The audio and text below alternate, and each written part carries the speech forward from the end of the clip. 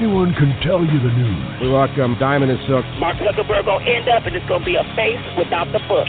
Book without the face. Hey, Megan, how are you? Now they're chipping away at the normalization of pedophilia, and the left is embracing this type of behavior. We welcome Dinesh D'Souza. I know I ticked him off. In a certain sense, it's a giant up yours to Obama, and that's why the left is freaking out over it. Jack Kennedy and LBJ, Clinton, and the double standard from the left. Yeah, I love how the left does nothing but push the most bizarre practices down our throats and up our tailpipes. It takes a real man to tackle the hot issues that really matter. Michael Hart is the man of this house. Welcome to the Michael Hart Show.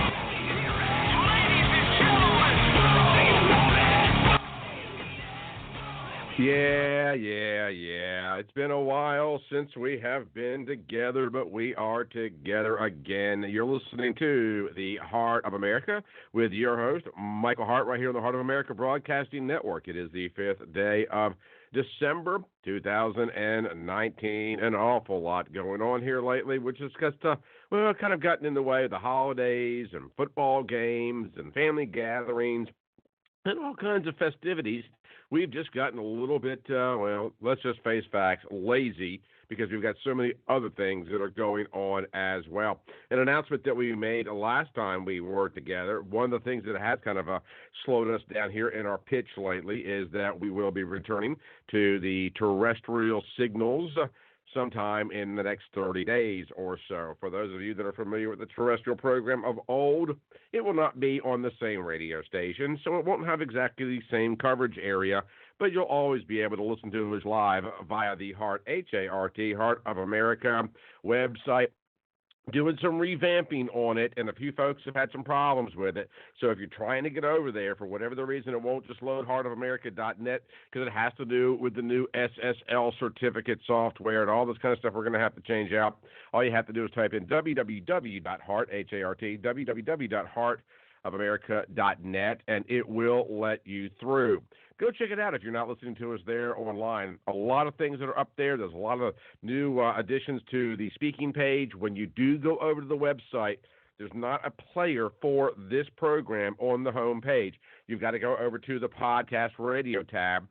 And when we go back to a terrestrial signal, we will be broadcasting every single day live at heartofamerica.net. Some old faces and voices and names that you might remember, such as Scott Beeson, also be joining us as well as we do a soft rollout here in the month of December, and then we'll be full wide open sometime in January. So that's a little bit of the updates of things that are going on with us. Again, for those of you that have just tuned in, we will be returning to the terrestrial tower here in the next 30 days or so. The agreements are already in place, and we'll be on the morning locally from 7 until 9 Central Standard Time. All right, been an awful lot going on since the last time we actually spoke. Oh, by the way, a real quick show note. Megan Barth is not going to be joining us today. Megan has actually been traveling. She texted me at 2:55 this morning that she was exhausted and she would not be able to join us today. She was going to be our 9 o'clock guest, but we're going to be hanging out today with Dan Wos. Dan's got a brand new book coming up, and Dan is going to be sharing the details on that in just a moment. And one of the things I also want to talk about with him and you, by the way, with the number being 929-477-3761, the Russia investigation is running on retreads. Cammie Harris is out.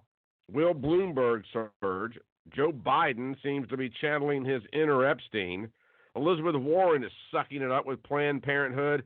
And the favorite of the Beta Mayo Club, Mayor Pete, can't seem to capture any ground. So what does the future look like for the Democrat Party? Well, we're going to take your calls. And Dan Wos, author of Good Gun, Bad Guy. And we've got Good Gun, Bad Guy number 3 coming up any day now. Is going to be here to help sort it out and tell us about the latest book, which is just being released in the next day or so. And we welcome Dan into this edition of the Michael Hart Show right here on the Heart of America Broadcasting Network. How are you, Dan? Hey, I'm doing great, Michael. Thanks for having me on your show, and I hope everything's going well for you there in Alabama. And it's all good over here. It's all good. Yeah, things are going well. The weather has probably not been, quite the way it is there in New York. And, of course, we had a big football game here this past weekend and barely survived that as being an Auburn fan, and a very contentious and controversial game. But it was fun. And then, of course, the holidays. And, we're getting ready to go back to a terrestrial tower. I'm trying to get my children's book out. You've got a brand new book out. We're trying to get our speaking business, back up and running and doing what we've been doing all along. So many irons in the fire. I need a staff. I need people, Dan. Yeah. But that was the rat race. It's tough. Yeah, I hear you. It's like there's a lot to do. When you have it depends on how big your staff is and how many people you have assisting you. But there's still a lot to do.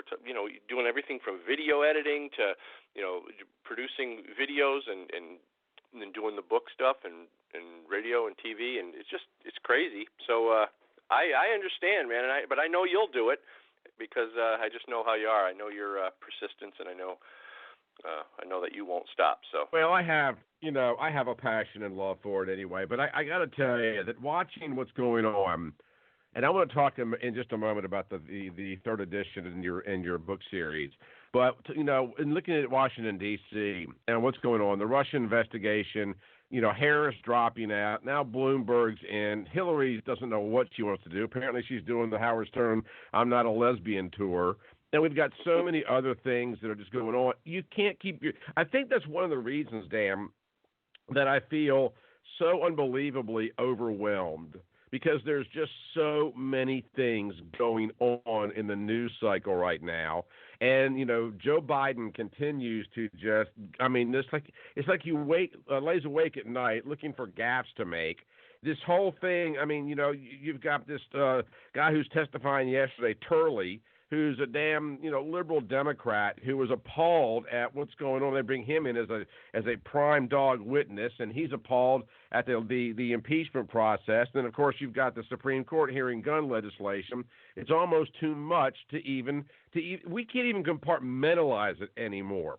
But one of the things that I kind of wanted to get your thoughts on today, because the desperation of the Democrat Party is such that it seems like that they are unraveling at a breakneck pace. And, when I put that idea together yesterday for today's program, and then I wake up today to another idiotic story of Representative Al Green.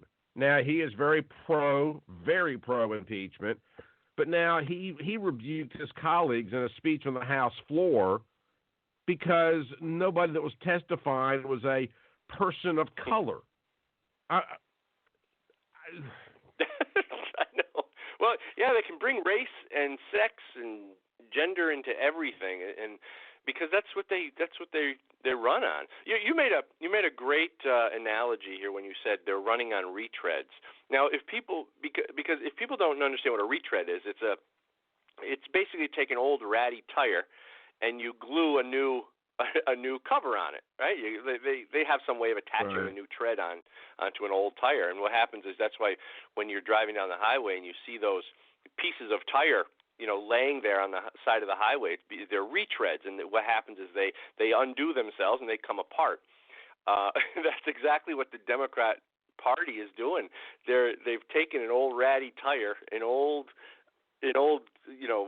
ideology that's just not working. They're desperately trying to push their liberal progressive ideas onto America. It's just not working. Right. So what they're doing is they're trying to put a new face on it, and in the process they're trying to get rid of our president, who is doing just the opposite. He's upholding constitutional rights. He's building our economy. He's building our military. He's protecting our borders. He's doing all the great things that you would want a president to do. But yet, in order for them to make their old ratty tire look good, they need to do all these terrible things and try to get rid of him. So, I don't know. I don't think it's going to work. Do you, Michael? Do you think it's going to work for them? Because it just looks ridiculous to me. I think they might end up getting an impeachment out of it. I mean, I really truly do. And almost to a degree, somebody had mentioned, I think it was Glenn Beck yesterday mentioned that, they might even get a censure out of this. And a censure would actually be more beneficial to their cause because it would look like a victory for the Democrats because they're not going to get one out of impeachment. And a censure in terms of his political legacy would be every bit as damning as a failed impeachment attempt. And so, they may very well go down that track.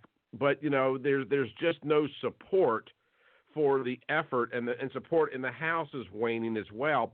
And you got to bear in mind here, Dan, is that, you've got, Klobuchar and, well, we had, Harris, and then Cory Booker and Elizabeth Warren and Bernie Sanders. If they go into an impeachment proceeding and it gets volleyed over to the Senate, McConnell could hold the Senate in session through November of next year and keep these people completely off the campaign trail. That's how ill-advised this entire thing really is. Just from a pragmatic perspective, it doesn't make any sense to continue this charade for no other reason than it damages the top tier of the Democrat field for 2020. Now, maybe that's some kind of an intention to clear the way for Michael Bloomberg. But, I certainly would doubt it. But it's so unbelievably ill-advised that, because it's not going to affect Adam Schiff. It's not going to affect Gerald Nadler. But it is going to affect the 2020 candidates. And what's really interesting about this, and I wanted to get your perspective, and because of the book coming out, I thought we could kind of make this analogy. But you look at the attempts by the Democrats to impeach a president that they almost, even if successful, couldn't get out of office before his term expired anyway. And then we end up with Mike Pence. I don't think this thing, they thought that through as well. But isn't it interesting to note that many of the strategies and tactics that we see them use to remove Trump are some of the same tactics and benign strategies that they have used to remove weapons from the hands of American citizens? It's the same kind of conjecture. It's the same kind of intellectual malfeasance, of changing the narrative, of using falsehoods, allegations, and accusations, and every damn time they do it, it falls short. Yeah. Well, they use, they're using the same. You're right. They're using the same exact strategies on an overall Democrat basis as they do in a microcosm, which is the gun conversation. So they'll use, they'll demonize. Well, they demonize the opponent is one of their strategies. So they'll do anything they can to demonize President Trump and any of his supporters. It's just some of the things that they say, and they'll also try to create the popular table, where if you're over here. That's why they brought those professors in yesterday to right. I guess, testify. I guess you call it testify. But because Democrats they pride themselves on being intellectually, brilliant. They think they're brilliant. They think they're smarter than everybody else. And the way that they measure that is through education, through college and things like that. So people who don't, who haven't spent a lot of time in college and don't have, a lot of letters after their name, the idea is to make them feel inferior. So that's why those professors were brought in, because here come the smart people coming in to tell you what the real deal is. So that's part of it, and that's part of their popular table strategy. They want you to feel like if you're not with them, you're of the minority. You're no good. Your voice is irrelevant. So then they'll use fear. Well, they'll also use fear and hate and other strategies too. Well, I find it to be interesting that we've had the gun conversation as it relates to whether it's confiscation or whatever the case may be. We've been having that, since before I could drive a car, and I'm almost 60 years old. It kind of goes back to the same thing with the climate change debates that we've heard over the course of the last 35, 40, 50 years as well. And when global ice age doesn't stick, we defer to global warming, and then when global warming doesn't work, it's climate change, and then it's there's some other ones in there too. Oh yeah. There was some other. What about don't forget Acid Rain? Remember that one? Oh yeah. Wait a second. What about Killer Bees? Let's not forget the Killer Bees. Well, I'm a little bit younger than you, but not much. And I remember in the 70s when I was a kid, they were talking about the Ice Age and all this stuff, and you think, oh my God, what's going to happen? We're going to the Earth's going to freeze or whatever. And then in the 80s, it was acid rain. You're afraid to go outside if it was raining. They create this fear. And then the 90s and 2000 came the global warming. And now they've run out of things. And what else are they going to do? Volcanoes erupting next, or they don't really have anything, so they call it climate change. So now that encompasses anything that happens. Oh my God, it's snowing today. Oh my God, the sun is out today. It's a whole ridiculous thing, and never comes to fruition. They've been saying in 10 years for the past 40 years. Yeah, and that's one of the things that has really compelled me to want to have these conversations with you as it relates to gun control, because I think that one thing that you've done masterfully, Dan, in all of your books is not just laid down the argument, but exposed the strategy. And that's really what this is all about, because it's the same strategy they attempted to use against Brett Kavanaugh. It's the one they're attempting to use with Ukraine. They literally, we've moved from conspiracy to tampering to bribery, and we've got all these, and it's all the same argument. And just a couple of days ago, the Democrats make this announcement that they are releasing their new Democrat findings in a blockbuster, career-ending, explosive new report on the Ukraine issue. And it's the same crap that they had already said in the hearings 2 weeks prior. It's the same song with a different title, and it's so interesting that all they've done is repackaged it, and nothing from climate change to the gun debate to Russia to Ukraine to Trump, none of it's working. And I don't understand why they can't seem to get their heads around that. And I'm starting to think it might be because of what people like you do in terms of exposing their radical agenda, which brings us to good guy, bad guy. I always get that backwards. But tell us about the book. I know that, Good Gun, Bad Guy 3 is coming out, in 2 days? Yeah, and I'm hoping. I just had contact with the publishing company, and we're still working out a couple little details as far as artwork and some things. But I'm fingers crossed. It should be ready to the public by Saturday. So just a couple days. So anyway, this book is really interesting, and it took me almost 2 years to finish this one, because what it does, it talks a lot about the politics behind the gun grab. So the first book talked really a lot about the mindset of the people and how they're being manipulated, like we talk about. The second book gets more into the media's involvement in the whole gun grab. The third book, Exposing Anti-Gun Politics, really talks about why they do it and what's behind the gun grab from a political perspective. And all the little things that we see all the way from, the top in our members of Congress all the way down to our local level. And I even talk about some of the local gun grabs at a small level, because it shows what our local politicians do, not necessarily because they want to control society, but more often because they've been indoctrinated as well. And now they're at City Hall, passing laws. So it's really interesting, because there's a divide somewhere between our lawmakers in Congress all the way down to our local officials.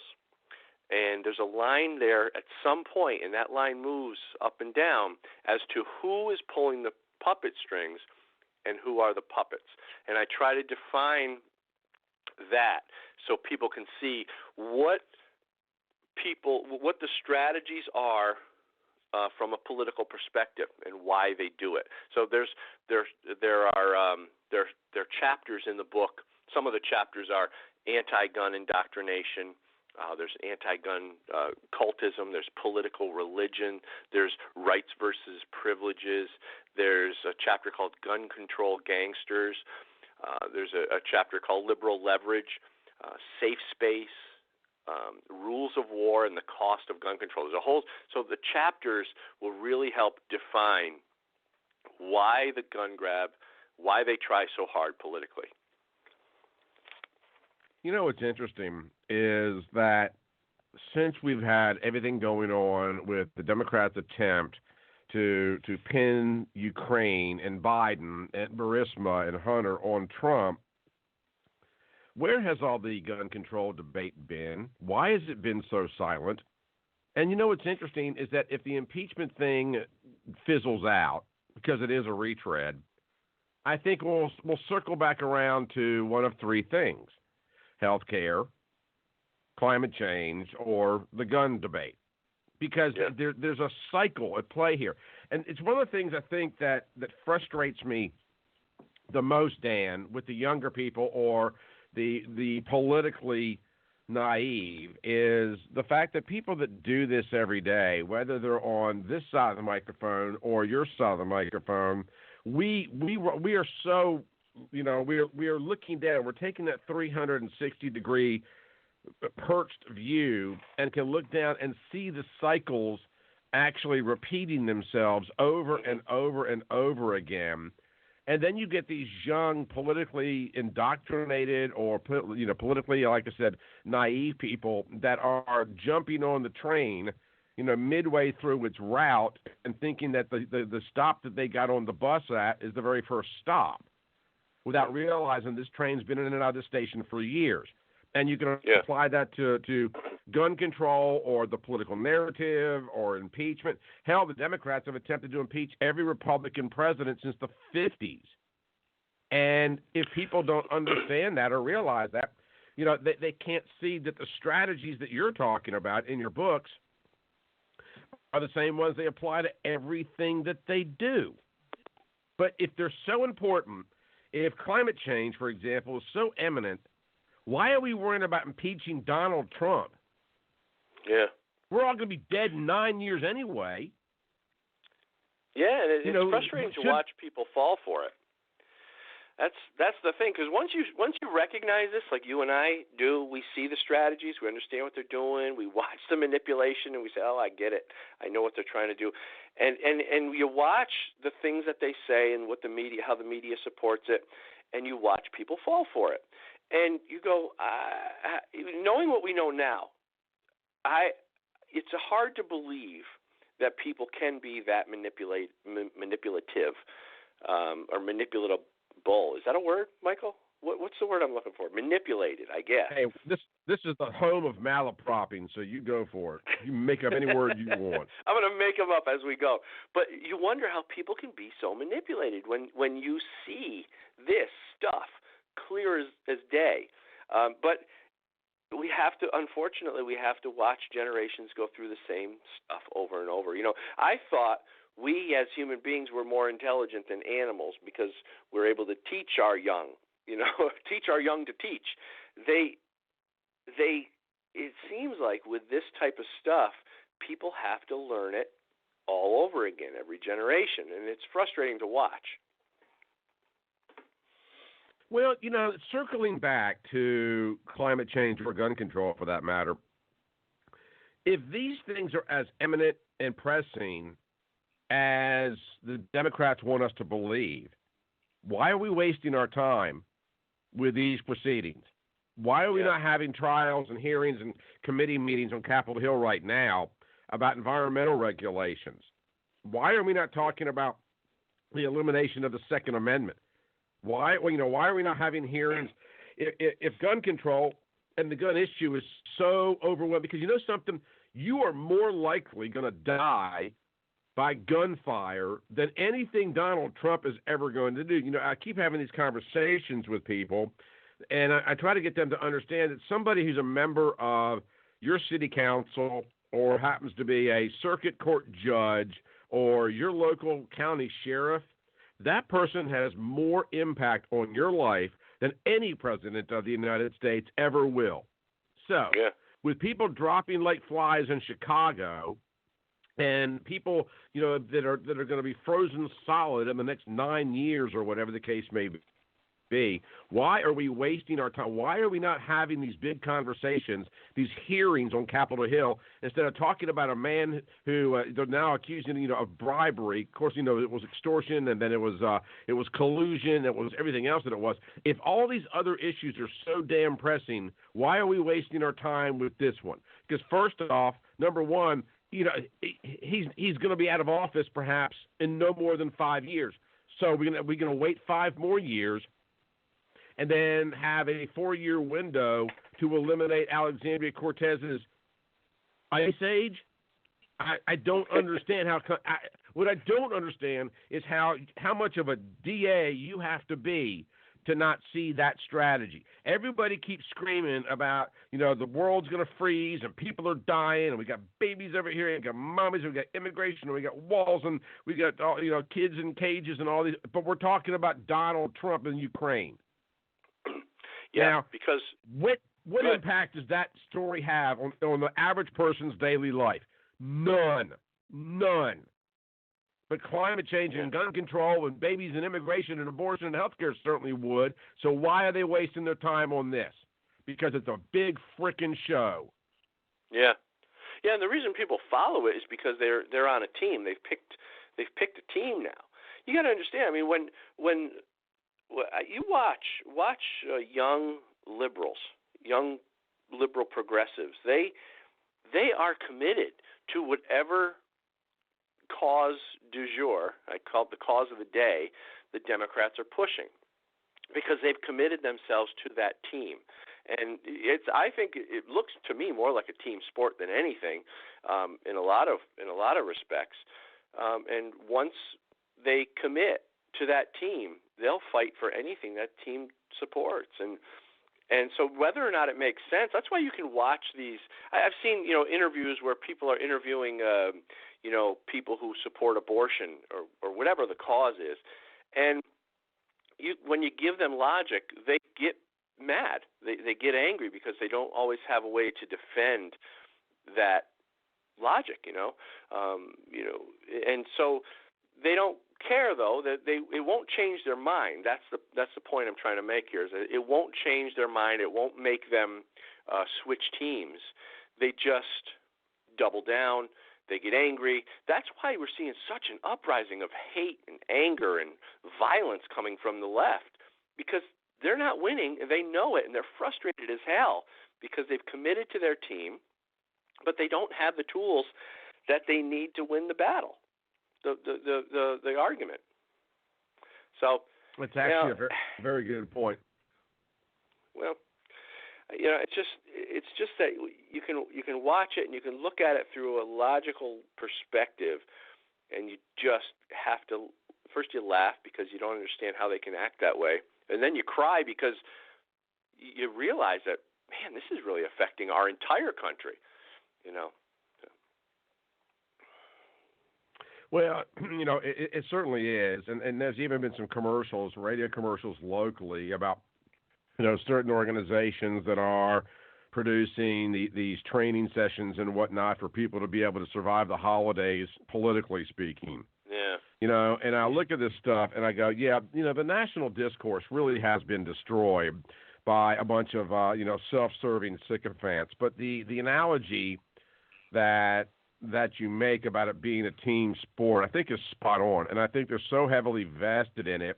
And coming off, not to use a local reference, but coming off this past weekend's Iron Bowl here in Alabama, between Alabama and Auburn University, very contentious. And although I don't want to make a hostile comparison between the left and the right because it's just not true. Auburn and Alabama fans love going at each other, but at the end of the day, when it's over, and then it's going over life. Yeah. But, it is so funny that you do see these comparisons, and then, bad calls, bad plays, coaching, mistakes, and calling up the coach and wondering why, he's made certain decisions, and why did we put this player in, or why did we take that player out, and kind of second-guessing the whole thing. And it doesn't matter really how the game gets played. If you're on the losing side, there was too many holds from the opposition, and if you're on the winning side, you crush the other team, even though you only beat them by 3 points. So you're right. I mean, there's an emotional attachment to this story that it really does feel like a team sport or a blood sport.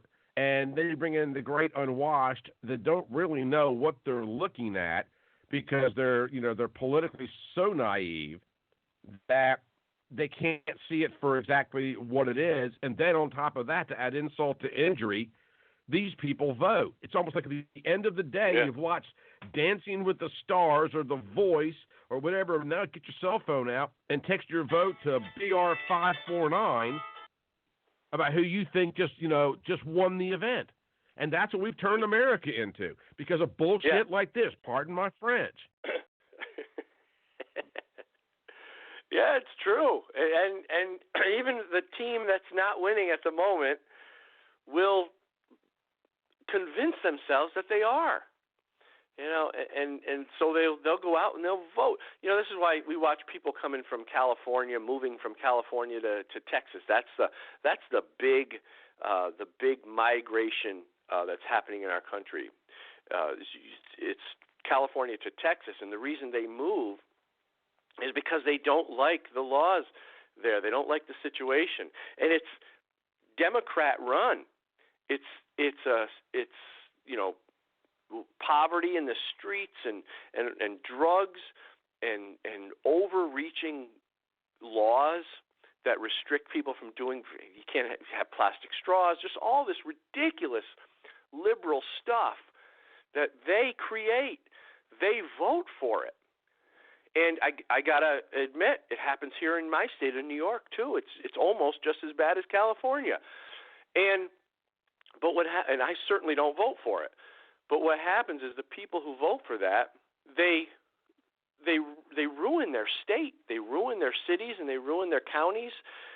And then when they realize they don't like it there anymore, they move to Texas, or they move to Florida, or they move somewhere else, Alabama, and then they vote for the same policies that they ran away from. It's because Democrat is their team. Blue is their team, and no matter what, they stick with their team. So I don't know what we have in us as human beings that causes us to stay that loyal amidst such obvious destruction and failure. But we have that in us, and we stick with our team. It's some sort of human trait. So it's like I said, Michael, it's frustrating, but at least if we can see it, we can start to maybe do something about it. Well, it's funny. And Dan, I'm going to take a real quick break here in just a moment. Can you hold on to the other side? Because I want you to talk to a couple of the other callers. Okay. But, before we go to break, it's kind of funny. I was watching, I want to say it was Terminator 2 the other day. And what was his name? John Connor is talking to Terminator, Arnold Schwarzenegger. And the conversation goes along the lines of, is it too late for us, as a human race to survive? And the Terminator said to John Connor, you humans, it's in your DNA to destroy yourselves.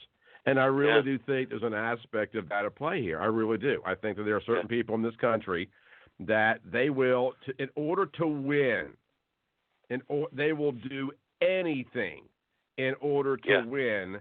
The truth be damned. The future be damned, their lives it doesn't matter as long as we win. Because winning. Let's take a real quick break. Coming up. Sure. Go ahead. No, go ahead. Well, because winning says something about them personally. They're the winner. They're on the winning team. It means something about them personally. That's why they're willing to do it. That's a good point. Y'all stick around. We're coming right back. Dan Wos is with us. Also, give us a call at 929-477-3761. You're listening to The Heart of America on the Heart of America Broadcasting Network. We'll be right back.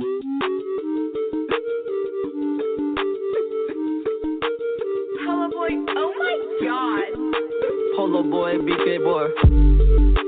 This stick is credit, but it's debit. Hit that shorty once and I'll forget it. Big boss, you better recognize.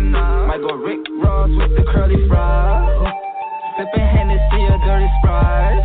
Doing 180 down the turnpike. Heart of America and the Michael Hart Show is brought to you in part by the Unknown America Project. Unknown America, myths and little-known oddities about the greatest nation on earth, explores many of the falsehoods and fallacies and revisions in American history that impact the beliefs and the thoughts of many people in this country today. So if you'd like to learn some of the most enduring myths that have been perpetrated on the American public for the last 100-plus years in this country, go check out the book at heartofamerica.net. That's heartofamerica.net. And pick up a copy of Unknown America. It comes out to you absolutely no shipping, be autographed, and we'll even send you a copy of the United States Constitution as our way of saying thanks. So support the Unknown America Project by simply going to theunknownamerica.com, and thank you for your support.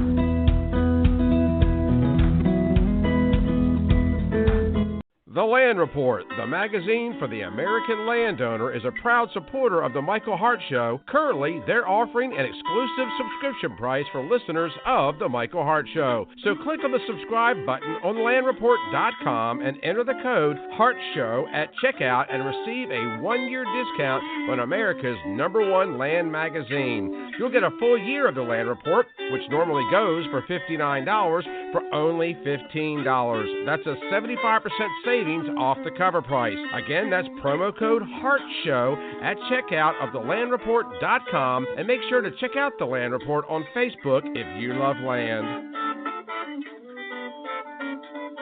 It's the Michael Hart Show. Come again? The Michael Hart Show. You know I don't speak Spanish. In English, please. A liberal dose of conservatism. How'd you do that? I'm not even mad. That's amazing.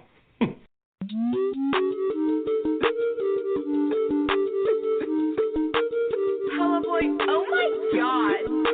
Polo boy, BK boy. This stick is credit, but it's debit. Hit that shorty once and I'll forget it. Big boss, you better recognize.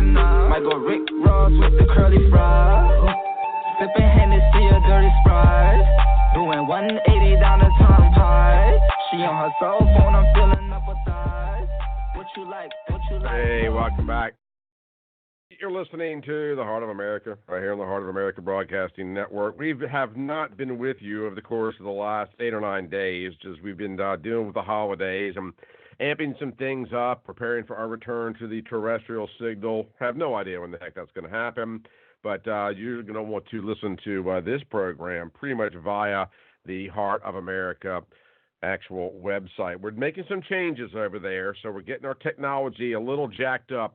So if you have any problem, just type in www.heartofamerica.net, but you're going to have to now go over to the podcast radio tab at that point. We'll put up players on LinkedIn and Facebook that you can stay on those platforms and listen to the program. And, of course, there's also a link on the new website for you to sign up for the podcast. When you do, we're not going to email you. You'll get one email when we go live with a hot link to the program. But for those of you that are in central Alabama in the next few weeks, you'll be able to pick us up on, it's not going to be the old signal that a lot of you are familiar with. It is owned by the same group of people, but it is a somewhat smaller signal with an AM component, but it'll have a real strong internet component as well. And we'll be on with you live every single Monday through Friday from 7 a.m. until 9. And then our old buddy Scott Beeson will be joining us as well. So y'all get ready for that as we continue to try to make some sense and help people realize and make some sense of what's going on in the world around them. Because as Dan has pointed out, the world is completely whack, and we can't make any sense of it. And frankly, Dan, I'm a little bit tired of even trying to attempt to do so, because you just can't fight ignorance with reason, now can you? No, you can't. And I just wish people would see that. And I think as you get older, you start to realize it. What's that saying? If you're not a liberal in your 20s, you have no heart, and if you're not a conservative in your 40s, you have no brain. I think what it means is that as we get older, we start to actually see the way the world works, and we experience it on our own. We feel it, we touch it, we interact with the world in a different way as we start to get older, with a job and family and kids and all that stuff. So we start to look back and we start to see how the liberal policies are very ineffective for the betterment of American life. And we actually start to see how some of it's really just destructive. So we start to change our views. And I hope that a lot of these young people will start to do that sooner rather than later. Well, what's interesting, before we get to the calls, is, that quote is attributed to Winston Churchill, although we're not 100% positive it was his.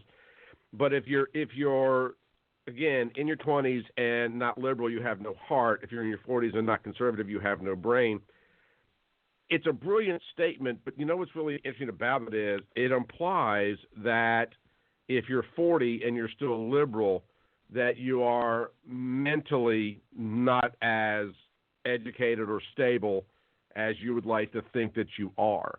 And how many people do we see that are of the progressive liberal mindset within the entertainment industry or the sports industry, or even, politically speaking, as it relates to D.C. or even our local politics, that, you've got to be very childlike if you reach that age and you still hold on to your liberal tendencies in the face of proven facts and realities about those beliefs. It's the darndest thing to me. Yeah, well, there's a difference between, and this is where we see the difference between intellectual, intelligence versus common sense.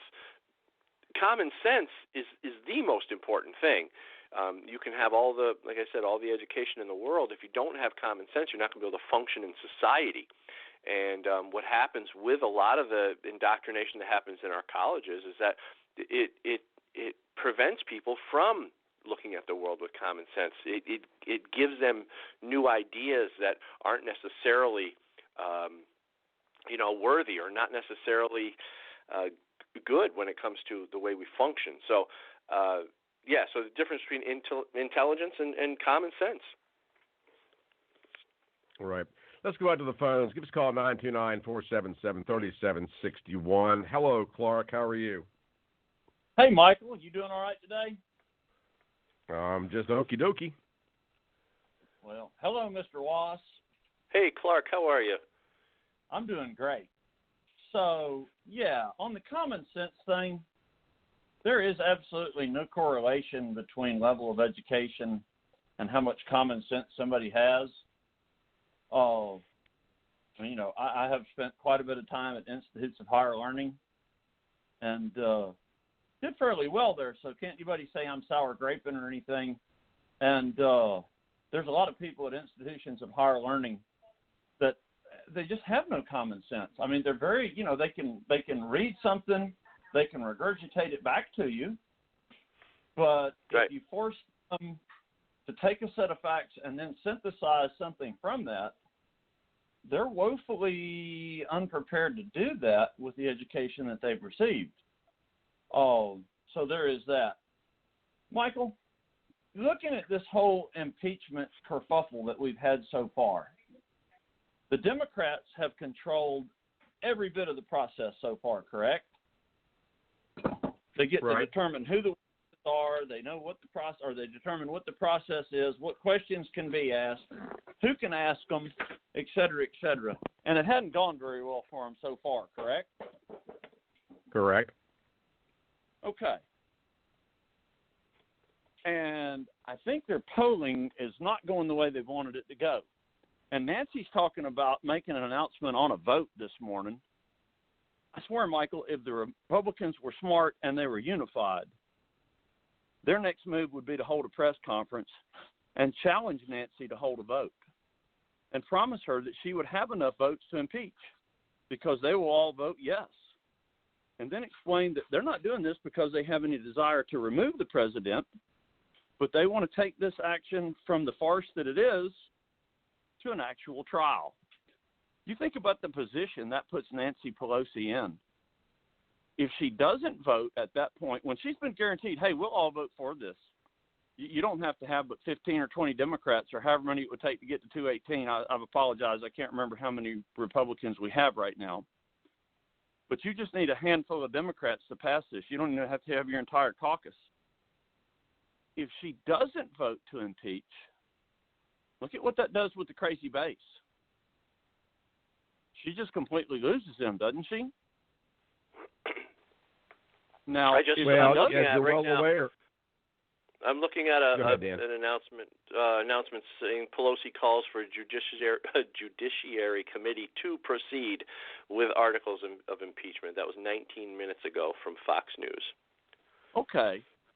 So if she appeases the base and calls the actual vote where it moves to a Senate trial, then the Republicans get to call their witnesses. They get to control the process.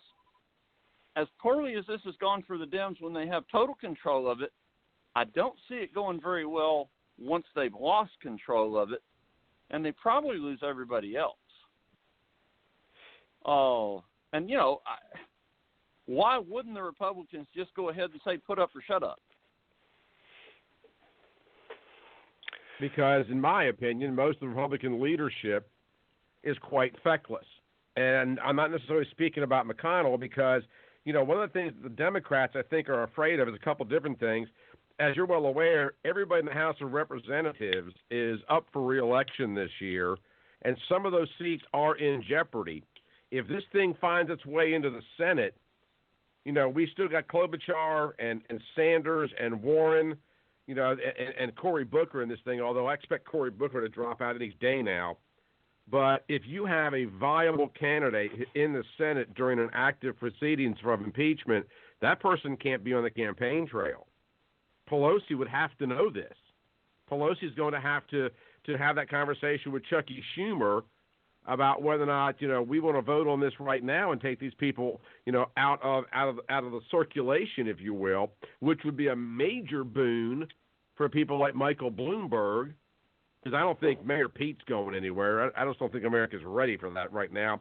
But, taking Elizabeth Warren out of the picture, Cory Booker out of the picture, Bernie Sanders out, that's a big deal. That's a real big deal because Joe Biden's not going anywhere. He's going to suck one finger too many before people realize he needs to be in a white jacket with straps. So, does he they've got to – Sir? I'm sorry. Does Joe not remind you of a mentally challenged person with boundary issues at this point? No, absolutely. I mean, absolutely. It's almost or you're just going to have to give him a pass for pension nurses as they go by because he doesn't know any better. I swear. And poor Hunter Biden. Remember Billy Carter, Michael? I do. If Barack Obama took Jimmy Carter's place as the worst president, then Hunter Biden has displaced Billy Carter as the worst related to, I don't know, vice president relative. Well, you might have to throw old Roger Clinton in there, for an honorable mention. Well, Roger comes in a distant third, at least to Hunter, I think. I mean, yeah, you're right. Roger was there. Hey, Michael, what are your thoughts on the Horowitz report coming out? I think it's going to be much ado about nothing, if the truth be told, Clark, because we've actually gotten absolutely nothing out of this proceedings. Well, I think two things about the Horowitz report. I think expect the same kind of thing as we got from the Comey report or announcement or whatever you want to call it on the Clinton emails. It's kind of like Meemaw investigated what the grandson did wrong is going to be the extent of it. But the other thing that is kind of a big deal is Barr/Durham are no longer going to be impeded because there's an ongoing IG investigation, right? Right. So that's got to be a thing. Oh, I don't know.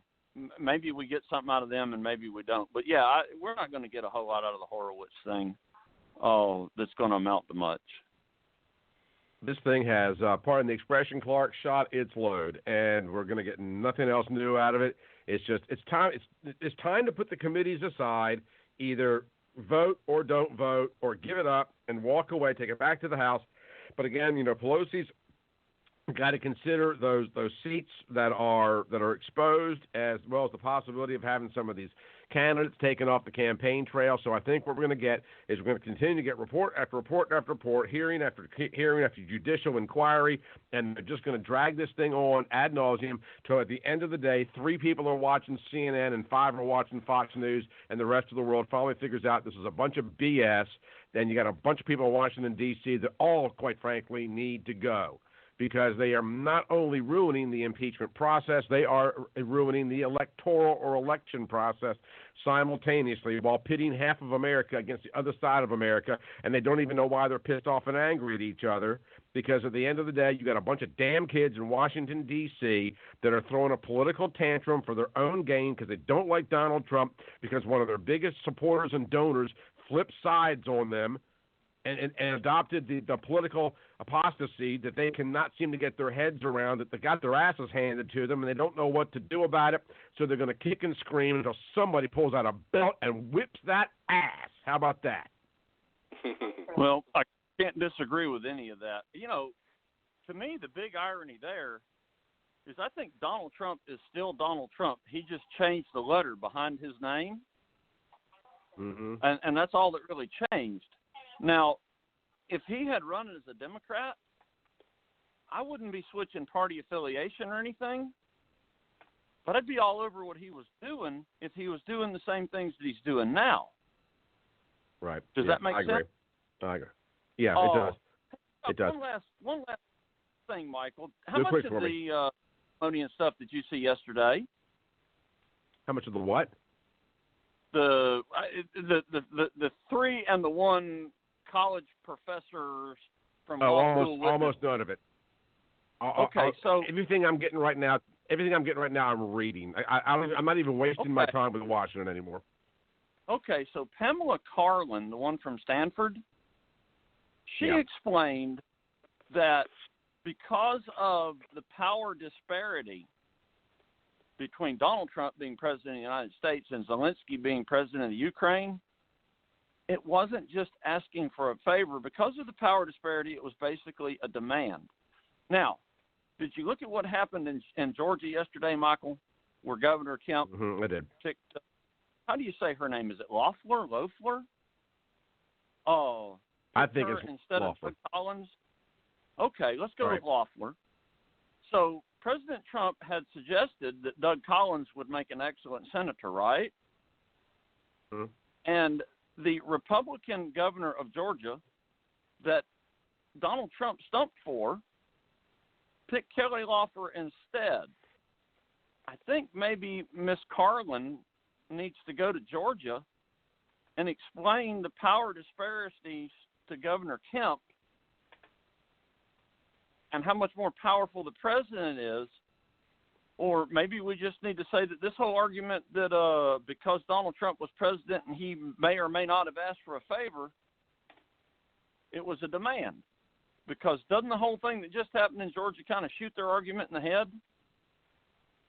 They do that to themselves all the time. Same comments that Gerald Nadler made, back in 1998 regarding impeachment should not be partisan. They don't seem to understand. But then again, we got corn pop running around out there, and so that's just the way they roll, Clark. But I say corn pop was a bad dude.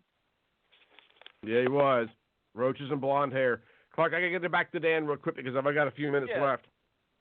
You wrap it up and let us know when the terrestrial thing's going to happen, and I'll talk to you later. All right, thanks, Clark. Appreciate it so much. Having a conversation with Dan Wos, the author of Good Gun, Bad Guy, and we got Good Gun, Bad Guy number 3 coming out almost any day. Dan, give us a rundown of what we're going to learn in this book compared to the other 2, and where we can get a copy of it, or can we even pre-order it? Okay, well, I think what people are really going to get from this edition is they're going to understand more of the politics behind the gun grab and why it's important for politicians to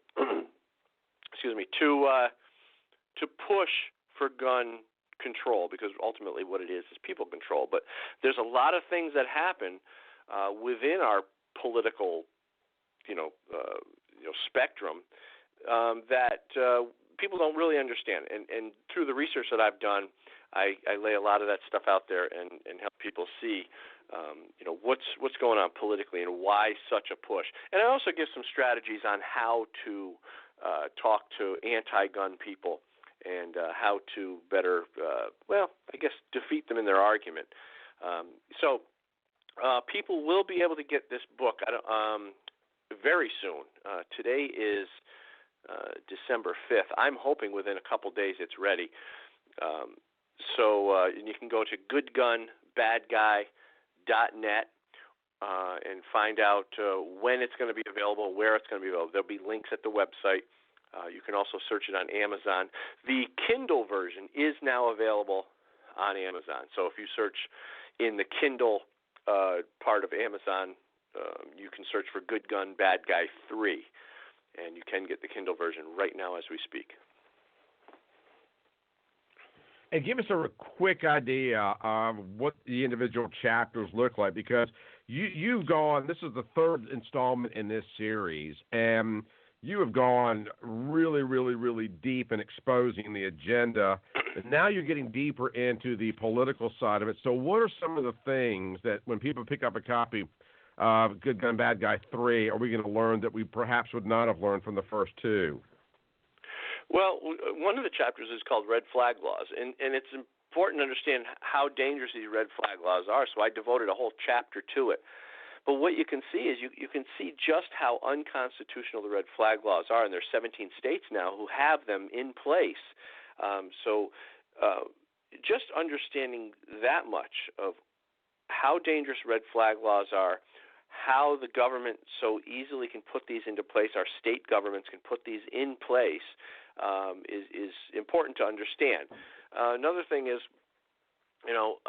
talk about rights versus privileges and understanding why the Bill of Rights is called the Bill of Rights and not like the Bill of Needs or the Bill of Privileges.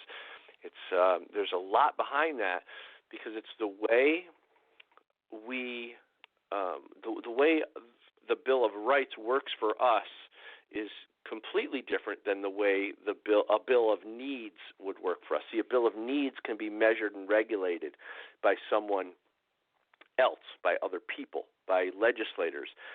Rights is something that can't be regulated unless they can turn it into a need or turn it into a privilege, which is what they try to do with gun laws and things like that. They're taking a right, turning it into a privilege, government-issued privilege, and then regulating that on law-abiding people, on American citizens, which is wrong, obviously. But what I do is I break down the differences between rights and privileges. So that's Chapter 2. There's a whole bunch of stuff. There's a chapter called The Rules of War. There's the cost of gun control. That's Chapter 11, where I get into a lot of the stuff that happened in Nazi Germany and how it relates and how it looks very similar to the way Democrats are running things. Yeah, government-issued privilege. That's just a scary phrase in and of itself, and yeah. I'm just so perplexed why people in this country are so quick and so willing to give their rights away without realizing what they're doing by doing so. It's heartbreaking. It's stunning. I talk a lot about that. Why they're so willing to give their rights away. It's a real interesting thing. We touched on it today, but it's also in the book. So if people want to understand why it's so easy for them, why we can get into their thought process. What I do in the book is I get into their thought process to help people see what they're thinking. See, because to them, it's okay. It's okay for government to control things, but it comes from a foundational belief structure that's embedded in people. It's the same. Right. It comes from the same thought process where I can trip over my own 2 feet on the sidewalk and and justify suing the business that happens to be there. It's a lack of responsibility. It's a sense that it's somebody else's problem. It's not my fault. It's this irresponsible thought process and belief structure that's being indoctrinated into people. And it's there for a reason, because it helps to manipulate people and make them do things much easier than a free-minded person, someone who takes full responsibility of their life. So there's a lot of that stuff in the book. So I unpackage that, which is really interesting stuff. So I hope everybody gets a copy, and I think they'll be very happy. I hope they will.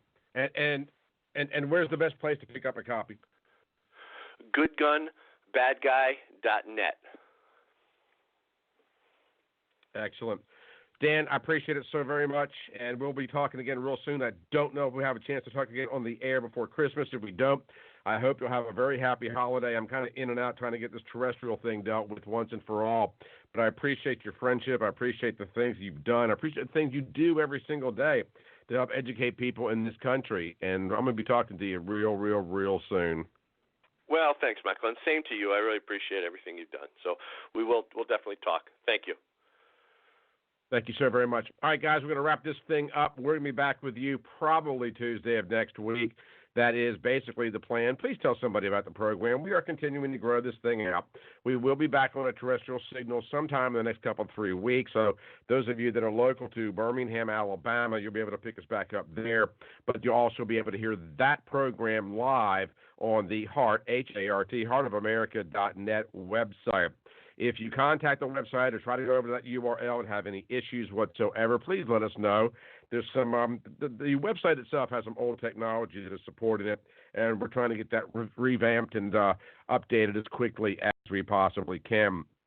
But this is a battle that we all need to fight, because people need to realize this country is intellectually being stolen from us, and we've got a bunch of jackaloons up in Washington, D.C., that have absolutely no problem whatsoever changing and rebranding the narrative for the purposes of keeping the electorate and the citizens of this country in line and in check. Don't doubt it for a single moment. The stakes are just that high. It is incumbent upon us to fulfill the desires and the will of the Lord, and to stand up for this country, all that she stands up for, because remember, if America falls, so goes the world, and we definitely don't want that on our watch. Now, do we? You've been listening to the Heart of America right here on the Heart of America Broadcasting Network. Until we meet again. Hey, thanks for watching. If you like what you saw, click that subscribe button down below, and also the notification bell to keep updated on all my radio interviews, TV interviews, and the Dan Wos Destroys, where I analyze and tear apart the anti-gun media narrative. My books can be found at goodgunbadguy.net or goodgunbadguy.com. And don't forget, your Second Amendment, it's not a privilege, it's your right.